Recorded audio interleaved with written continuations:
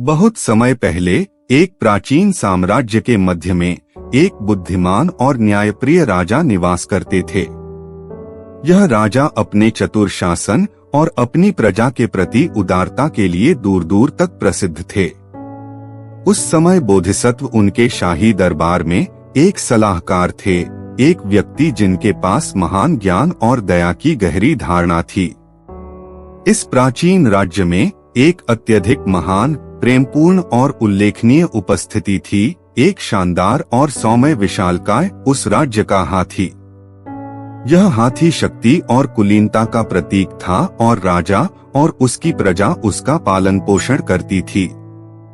यह महान प्राणी न केवल अपने आकार और ताकत के लिए प्रसिद्ध था, बल्कि अपने शांतिपूर्ण स्वभाव के लिए भी प्रसिद्ध था।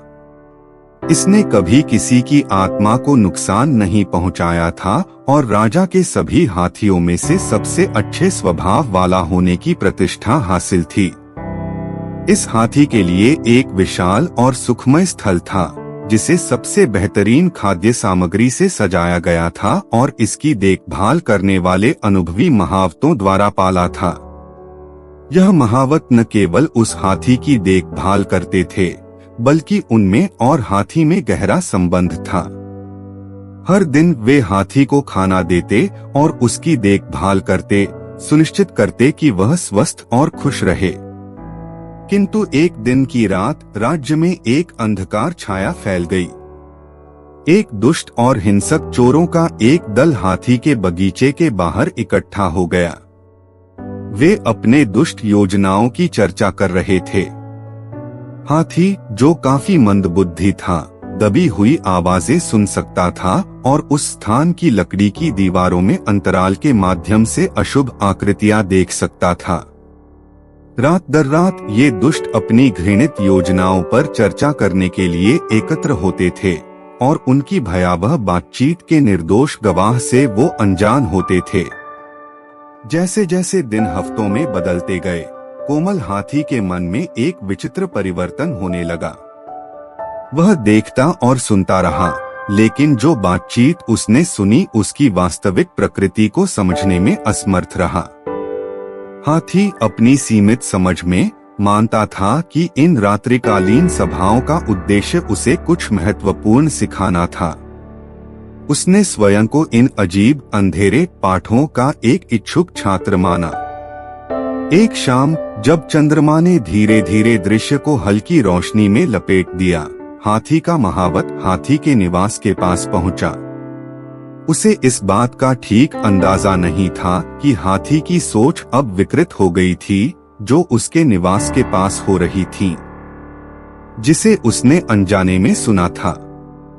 हाथी ने महावत को अपनी शक्तिशाली सूंड से ऊपर उठाया और उसे जमीन पर पटक दिया, जिससे एक पल में महावत का जीवन समाप्त हो गया। इस दुखद घटना की आवाज से स्थल गूंज उठा। इस भयानक घटना की खबर पूरे राज्य में जंगल की आग की तरह फैल गई। राजा को जब यह पता चला कि उसका प्रिय हाथी पागल हो गया है और उसने ऐसा घिनौना कृत्य किया है, तो वह दुख और अविश्वास से भर गया।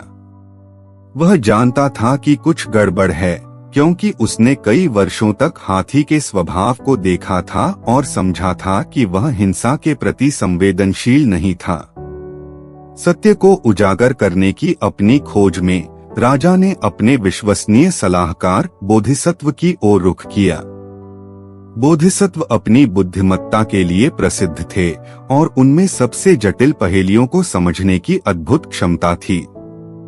वह विनम्रता और शालीनता के साथ राजा के पास गए और उस रहस्य की जांच करने के लिए सहमत हो गए जिसने राज्य को जकड़ लिया था। बोधिसत्व रक्षकों और सेवकों के एक दल के साथ हाथी के निवास की ओर बढ़े। उनका स्वागत एक दुखद दृश्य, हाथी की देखभाल करने वाले वफादार महावत के निर्जीव शरीर द्वारा किया गया। लेकिन बोधिसत्व इस बात से भली भांति परिचित थे कि इस त्रासदी में आंखों के सामने आने के अलावा और भी बहुत कुछ है। उन्होंने हाथी की बारीकी से जांच की, बीमारी या चोट के किसी भी लक्षण की तलाश की, लेकिन कोई भी लक्षण नहीं था। समस्या पर और अधिक विचार करते हुए बोधिसत्व ने पहेली को एक साथ जोड़ना शुरू किया। उन्होंने निष्कर्ष निकाला कि हाथी की हरकतें पागलपन या बीमारी का परिणाम नहीं थीं, बल्कि उसके द्वारा अनुभव की गई किसी चीज के प्रति विकृत प्रतिक्रिया थी।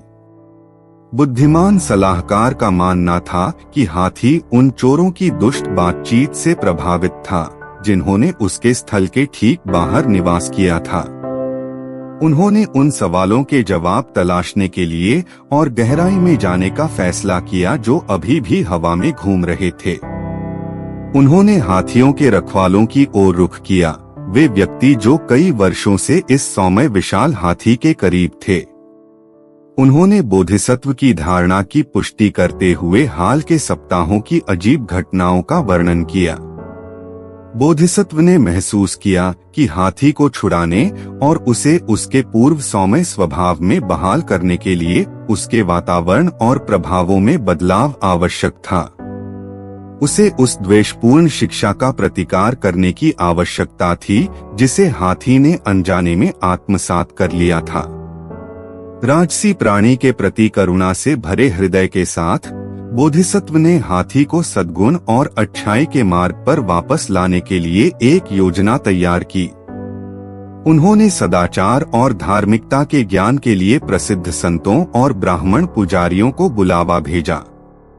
राजा और प्रजा द्वारा सम्मानित ये बुद्धिमान व्यक्ति हाथी की स्थल पर एकत्र हुए।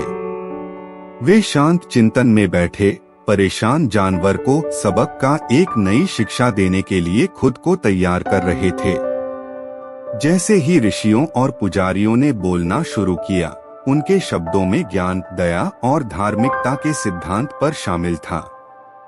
उन्होंने करुणा, अहिंसा और सभी जीवित प्राणियों के मूल्य के महत्व पर चर्चा की। उन्होंने नेक कार्यों और नेक कार्यों की कहानियां साझा की, जिससे धीरे धीरे हाथी की समझ बदल गई। जैसे जैसे दिन हफ्तों में बदल गए, हाथी ने अच्छाई और करुणा के मूल्यों को आत्मसात करते हुए इन नई शिक्षाओं को ध्यान से सुना। जिन द्वेषपूर्ण प्रभावों ने एक समय इसके दिमाग में जहर भर दिया था, उन्हें धीरे धीरे संतों और पुजारियों की बुद्धिमत्ता और परोपकारिता ने बदल दिया।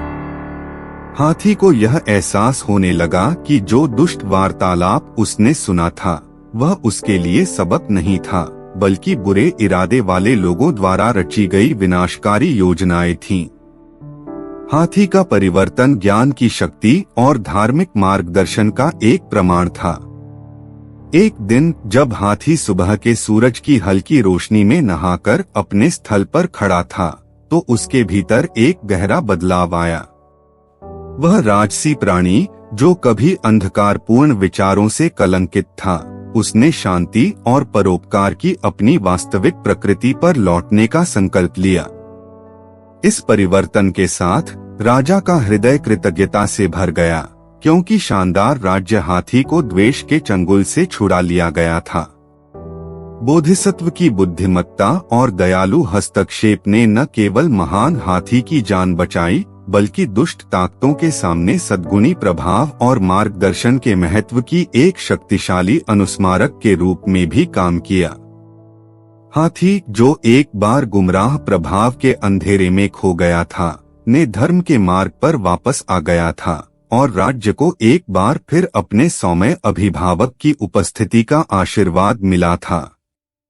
अंत में हाथी की मुक्ति की कहानी एक कालातीत दृष्टांत, परिवर्तन और ज्ञान और सदाचार की स्थायी शक्ति की कहानी बन गई।